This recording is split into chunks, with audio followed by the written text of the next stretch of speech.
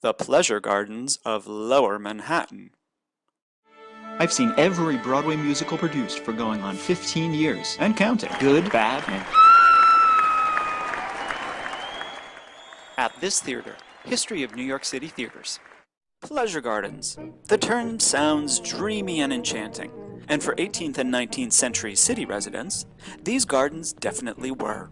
Recreational spaces open day and night that featured landscaped gardens, lights, music, theater, fountains, and grottos. Pleasure gardens offered a co-ed social scene, plus the latest fancy refreshments, the alcoholic kind, as well as the always favorite indulgence, ice cream. Exclusive Niblo's Garden soon became hugely popular, taking over an earlier pleasure garden at Broadway and Prince Street in 1825 and expanding it with a theater and open-air saloon.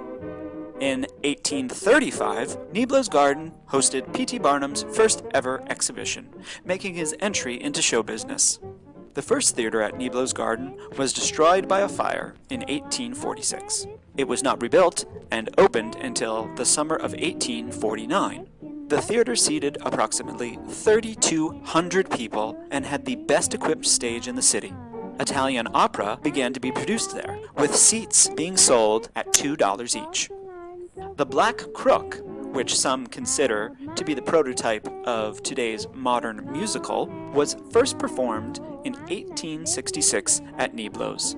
Although some claim that it was a musical, the play was more like an extravaganza of things, because it mostly consisted of unrelated songs and singing, which was far from what later became known as American musical comedy. The play created a great deal of controversy at the time and was almost universally condemned for its obscene decadence. Of course, there was no nudity, only chorus lines of shapely dancers draped in see-through robes outlining what appeared to be beautiful naked bodies. However, the girls really wore silk tights.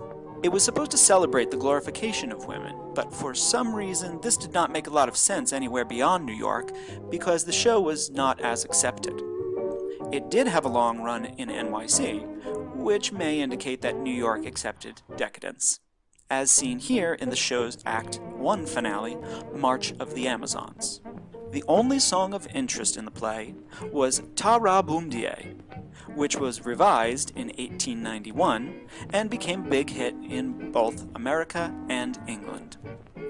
The final performance at Niblo's Garden was given on March 23, 1895. A few weeks later, the building was destroyed to make way for a large office structure erected by sugar refining titan Henry O. Havermeyer. Here is the corner of Broadway and Prince as it stands today. It is now home to Armani Exchange, Equinox Gym, and many other commercial stores and offices.